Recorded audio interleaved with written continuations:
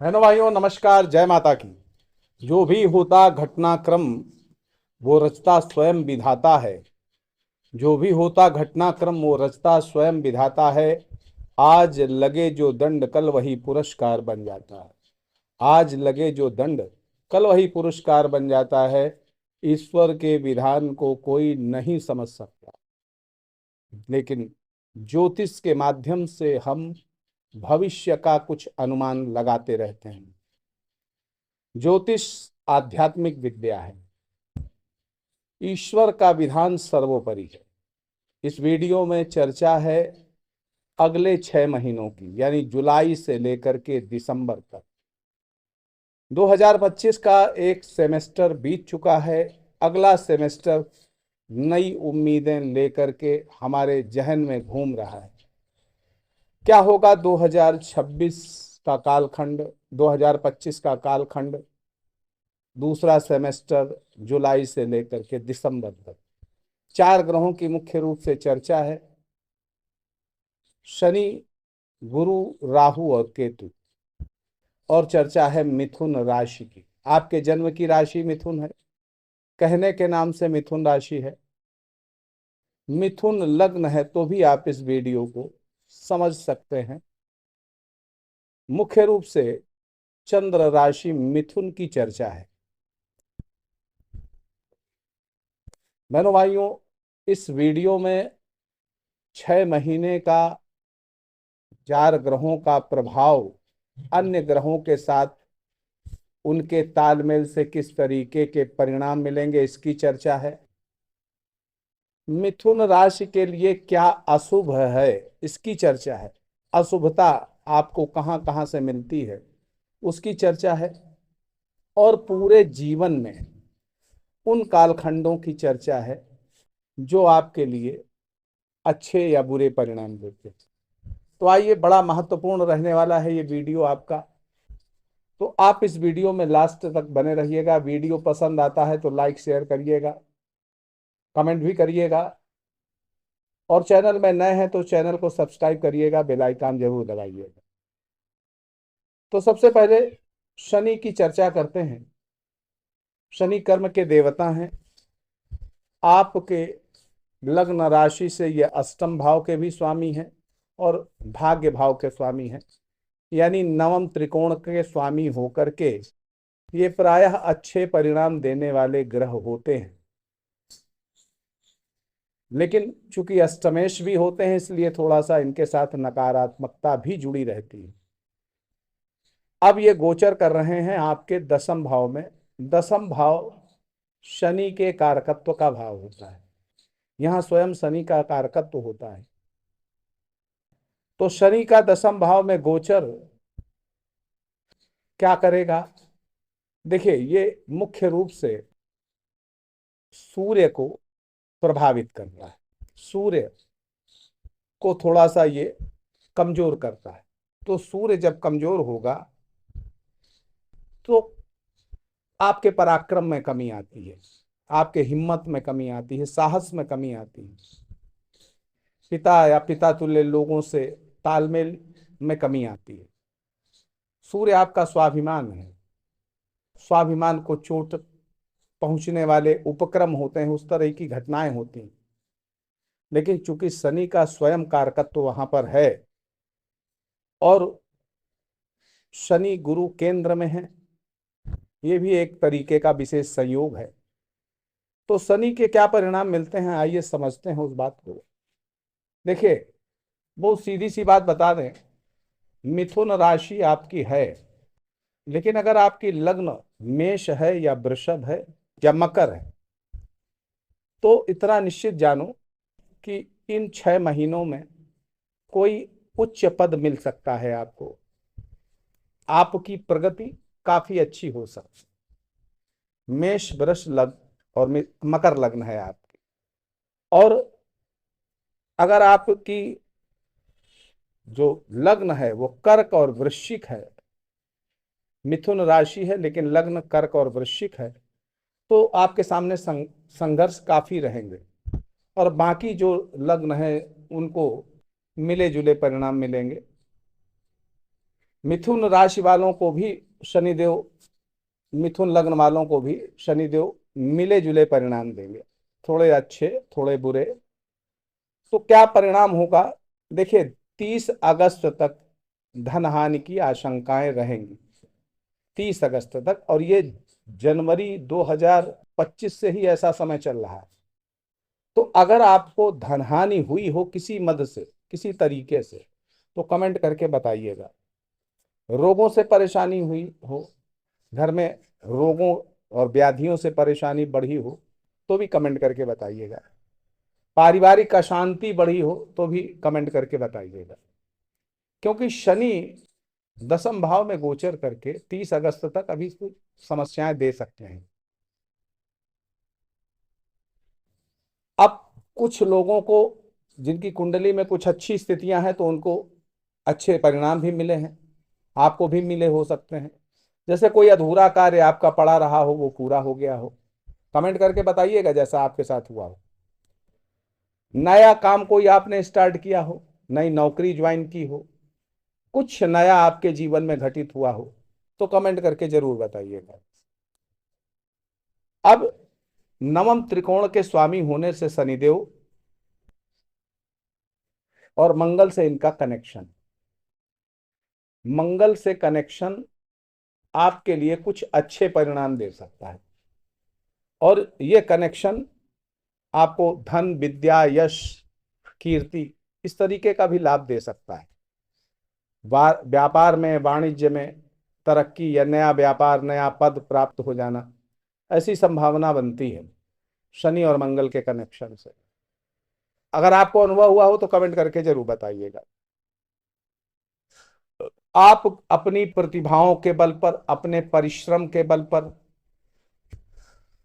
अगर अपने लक्ष्य को प्राप्त कर चुके हों या प्राप्त करने के लिए काफी करीब पहुंच चुके हों, तो भी बताइएगा कमेंट करके। धर्म, ज्योतिष, तंत्र मंत्र और रहस्यमयी विद्याओं के अध्ययन में आपकी रुचि बढ़ी हो, एस्ट्रोलॉजी में रुचि बढ़ी हो, तो भी कमेंट करके बताइए। 7 जून से लेकर के 13 सितंबर, 7 जून से 13 सितंबर का जो समय है, ये इस दृष्टि से अच्छा समय है कि इस समय अगर आप मकान बनाना चाह रहे थे, प्लॉट खरीदना चाह रहे थे, या कोई वाहन ही खरीदना चाह रहे थे, तो इसमें हो सकता है कि अब तक सफलता मिल गई, और नहीं मिली है तो अभी ये समय 13 सितंबर तक रहने वाला है। यानी अभी नहीं मिली है तो मिल सकती है या मिल जाएगी। परिवार का नाम रोशन कर पाए ऐसा कुछ काम भी कर पाएंगे इसी अवधि में। 9 अक्टूबर से लेकर के 2 नवंबर का समय ये काफी अच्छा है आपके ऐश्वर्य के लिए, आपके ऐश्वर्य में वृद्धि करने के लिए। देखो, अपने कारक भाव में शनि का गोचर आपका व्यक्तित्व आत्मनिर्भर बनाएगा ही बनाएगा। अगर आप बेरोजगार रहे हो, नौकरी या व्यापार आपने स्थापित कर लिया हो, कोई काम स्टार्ट कर दिया हो, तो शनि के ये अच्छे रिजल्ट हैं, और इसका आपको अनुभव हुआ हो तो कमेंट करके बताइएगा। और अगर नुकसान भी हुआ है तो कहीं ना कहीं आपकी किसी गलती से हुआ है। तो ये शनि का गोचर, और ये तो शनि अभी लंबे समय तक रहने वाले हैं। अब ये है कि बीच बीच में अन्य ग्रहों का जो तालमेल बैठता है शनि के साथ में, उससे एक से परिणाम नहीं आते हैं, यानी परिणामों में परिवर्तन होता रहता है, और जीवन का हर क्षण परिवर्तन है। इसलिए इस बात को आपको गहराई से समझ लेना चाहिए कि एक सा समय कभी नहीं रहता, ना कभी अच्छा समय रहता है और ना कभी बुरा समय रहता है। ऐसा नहीं है कि अच्छा समय आया तो ता जिंदगी अच्छा ही समय रहेगा, या बुरा समय आया तो पूरी जिंदगी बुरा ही आपको झेलना पड़ेगा, ऐसा कुछ नहीं होता है। अब देवगुरु बृहस्पति के गोचर को देखें तो लग्न में गोचर है देवगुरु बृहस्पति का।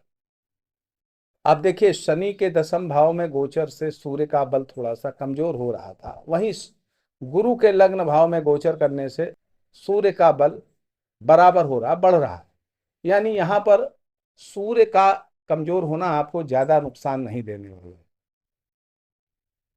हो सकता है कुछ अल्पकालीन परेशानियां आवे, लेकिन उसका फिर हल भी निकल आना, ये एक अच्छा परिणाम। तो मान सम्मान बढ़ता है जब देवगुरु बृहस्पति का लग्न में गोचर होता है। लेकिन शनि और गुरु का जो आपस में चतुर्थ और दशम का कनेक्शन है, इससे आपको स्वास्थ्य जनित समस्याएं तो जरूर हो सकती हैं। आपके घर के बड़े बुजुर्गों को स्वास्थ्य संबंधी परेशानियां हो सकती, हो रही हो, अनुभव हो रहा हो तो कमेंट करके जरूर बताइएगा, और नहीं भी हो रहा है तो भी कमेंट करके बताइएगा। लग्न में गुरु गोचर करेंगे, आपका आत्मबल बढ़ेगा, आपका अंतर्ज्ञान बढ़ेगा, भाग्य वृद्धि होगी क्योंकि भाग्य भाव पर इनकी दृष्टि है। गृहस्थ सुख बढ़ेगा क्योंकि सप्तम भाव पे इनकी दृष्टि है।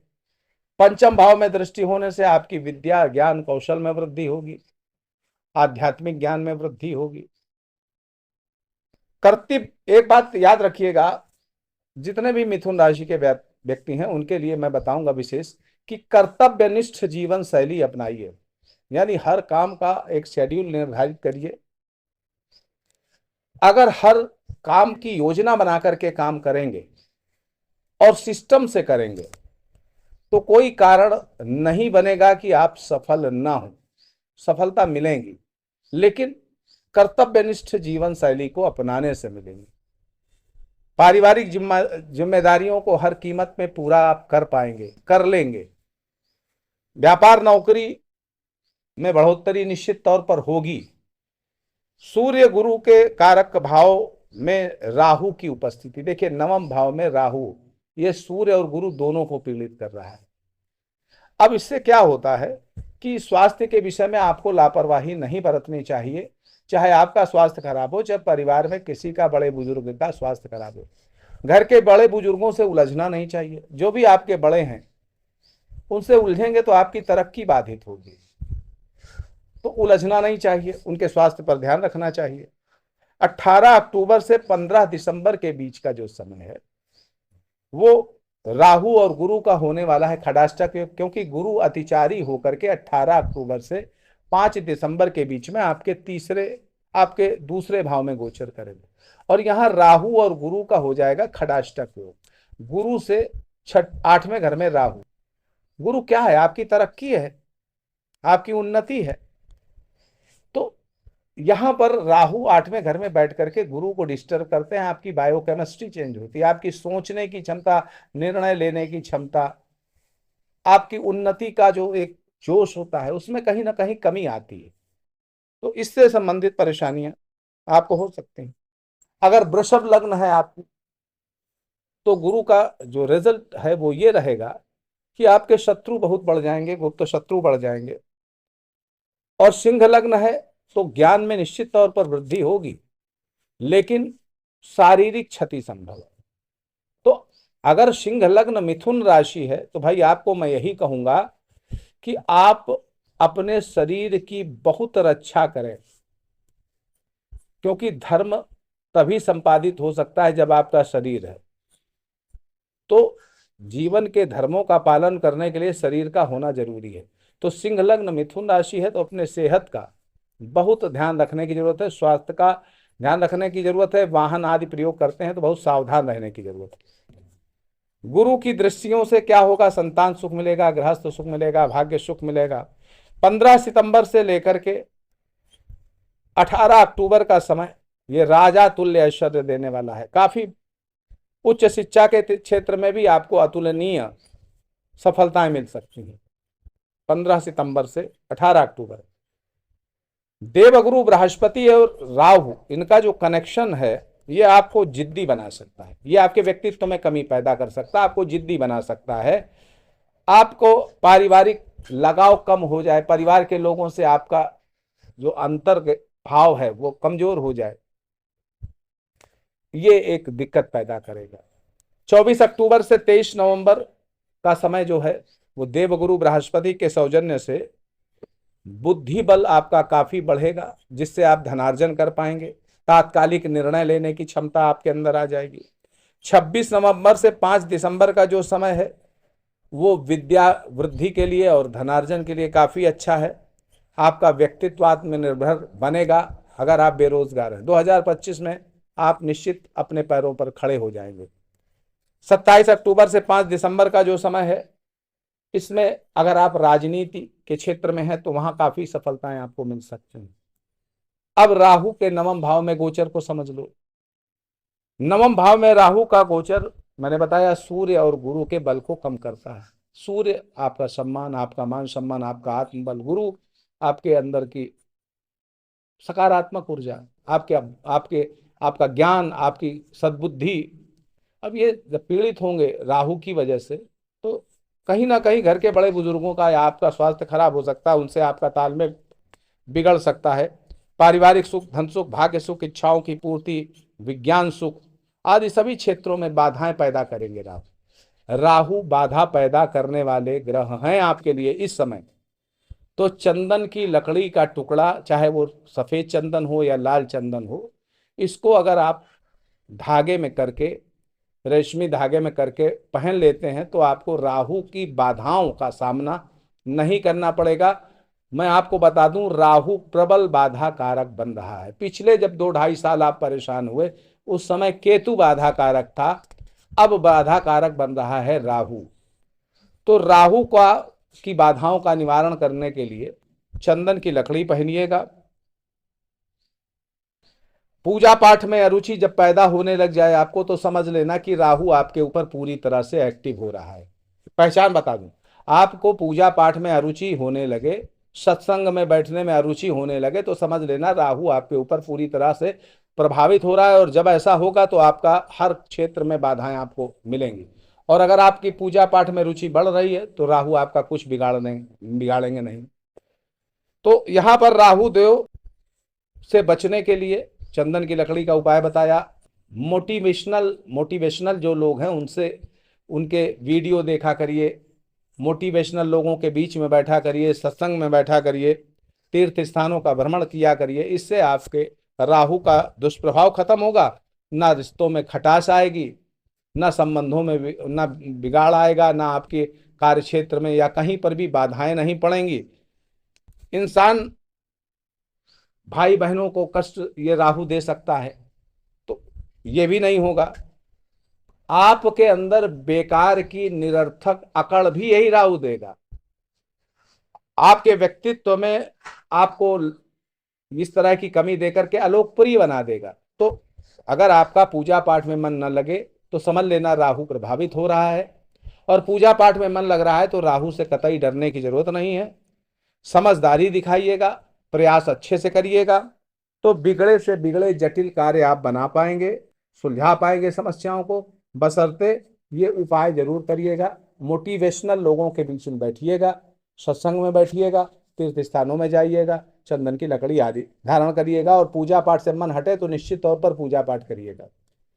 केतु आपके लिए इस समय बढ़िया है, आपके पराक्रम की वृद्धि करेगा, संघर्षों में विजय दिलाएगा, पुरुषार्थ में अतिशय वृद्धि होगी, आप बैठ नहीं पाएंगे फुर्सत में। पद प्रतिष्ठा आय के साधन आप बढ़ा ले जाओगे अपनी मेहनत से, अपने सूझबूझ से, अपनी समझदारी से। राजनैतिक लाभ भी आपको अच्छे मिलेंगे। राजनैतिक लोगों से संपर्क है तो उनसे भी आपको कई लाभ मिल सकते हैं।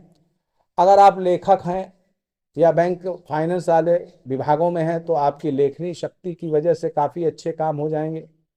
और दैवी सहायता आपको बराबर मिलती रहेगी, कुल देवी देवताओं की सहायता आपको मिलती रहेगी, और उनके दरबार में भी जाना आपके लिए फायदेमंद हो सकता है। अब बहनों भाइयों, आपके लिए अशुभ बता दूं कि जो आपके लिए परमानेंट अशुभ हैं उनसे बहुत उम्मीद मत करिए। देखिए, एक तो आषाढ़ का महीना जो अभी निकल रहा है, अभी 11 तारीख से सावन का महीना चालू हो जाए, तो आषाढ़ का महीना कम अच्छा होता है। तिथियों में देखा जाए, तारीखों की नहीं बात कर रहा हूँ, तिथि की बात कर रहा हूँ। द्वितीया, सप्तमी और द्वादशी ये तिथियां कम अच्छी होती हैं। सोमवार का दिन प्रायः अच्छे रिजल्ट नहीं देता है। और स्वाति नक्षत्र आपके लिए अच्छा नहीं होता। कोई भी शुभ काम, कोई भी काम की शुरुआत करें स्वाति नक्षत्र में ना करें, काम रुक जाएगा। कुंभ राशि पुरुषों के लिए अशुभ होती है और धनु राशि स्त्रियों के लिए अशुभ होती है। मिथुन राशि के जो व्यक्ति हैं उनके लिए कुंभ राशि, जो पुरुष हैं उनके लिए सूट नहीं करती, और स्त्री हैं तो धनु राशि उनके लिए सूट नहीं करती। यानी इस तरह का अगर आप अपनी दुकान का, व्यापार का नाम रखें वो आपको सूट नहीं करेगा। आपके मित्र इस राशि के होंगे तो भी सूट नहीं करेगा। आप जिस जगह रहते हैं वहां का नाम कुंभ राशि का आ रहा है या धनु राशि का आ रहा है तो वो आपको सूट नहीं करेगा। शनि की बात करें तो शनि मार्केश ग्रह बनता है क्योंकि अष्टमेश होता है, और शनि आपको मारता नहीं, शनि आपकी रक्षा करता है क्योंकि आपके लग्नेश का मित्र भी है, राशेश का मित्र भी है। मंगल और गुरु ये दो ग्रह ऐसे हैं जो आपके जीवन में मारक स्थितियां पैदा कर देते हैं। अब आइए समय को समझ लीजिए, अगर आप पूरे जीवन का है, ये केवल इस 2025 की बात नहीं कर रहा हूं, पूरे जीवन की बात कर रहा हूं। देखिए 20 फरवरी तक का जो समय होता है, नए वर्ष की शुरुआत से 20 फरवरी तक का समय, इस समय में अचानक से धनहानि की संभावना बनती है। आपको अनुभव हुआ हो तो कमेंट करके बताइएगा। उसके बाद 20 फरवरी से लेकर के 3 अप्रैल तक का समय, ये भी काफी संघर्षों का होता है, आपने अनुभव किया हो तो बताइएगा। 3 अप्रैल से लेकर के 15 जून तक का जो समय होता है, 3 अप्रैल से 15 जून, ये समय आपको बहुत अच्छे लाभ देता है, आपकी सुख समृद्धि के लिए, आपकी तरक्की के लिए समय अच्छा होता है।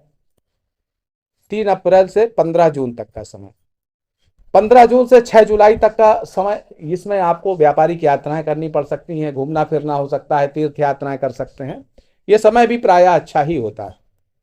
6 जुलाई से लेकर के 27 अगस्त का जो समय है, यह भी सुख समृद्धि देने वाला होता है। 6 जुलाई से 27 अगस्त तक का समय, और 27 अगस्त से 25 सितंबर तक का समय ये कम अच्छा होता है। 20 नवंबर तक का समय, 25 सितंबर से 20 नवंबर तक का समय, ये भी अच्छा होता है, सुख समृद्धि देता है। और 20 नवंबर से लेकर के 31 दिसंबर का समय अच्छा नहीं होता है। इस समय में आपको दुख, पीड़ा और कष्ट मिल सकते हैं। अब आपको एक उपाय बता दें जो बहुत महत्वपूर्ण उपाय है। देखिए आप पैसा बहुत कमा रहे हैं, बहुत पैसा कमा रहे हैं, लेकिन पैसा जोड़ नहीं पा रहे हैं, पैसा आपका संचित नहीं हो पा रहा है। तो एक काम करिएगा, प्रतिदिन अपने भोजन से गौग्रास निकालिएगा, और पूजा करनी हो तो भगवान गणेश और दुर्गा सप्तशती का पाठ, दुर्गा जी की पूजा, ये बहुत जरूरी है। बाकी अन्य जो पूजा करते हैं वो करिए। और अगर जीवन में सफल होना चाहते हैं, सर्वांगीण उन्नति चाहते हैं, तो बाएं हाथ में आप बिना जोड़ का चांदी का एक छल्ला पहन लें, बाएं हाथ में, लेफ्ट हैंड में। फिर देखिएगा आपकी जीवन के तरक्की के रास्ते खुलेंगे। सुखी रहे, समृद्ध रहे, इसी मंगलमयी कामना के साथ मैं पंडित दिनेश नारायण पांडे आपसे विदा लेता हूं। प्रेम से बोलिए जय माता दी।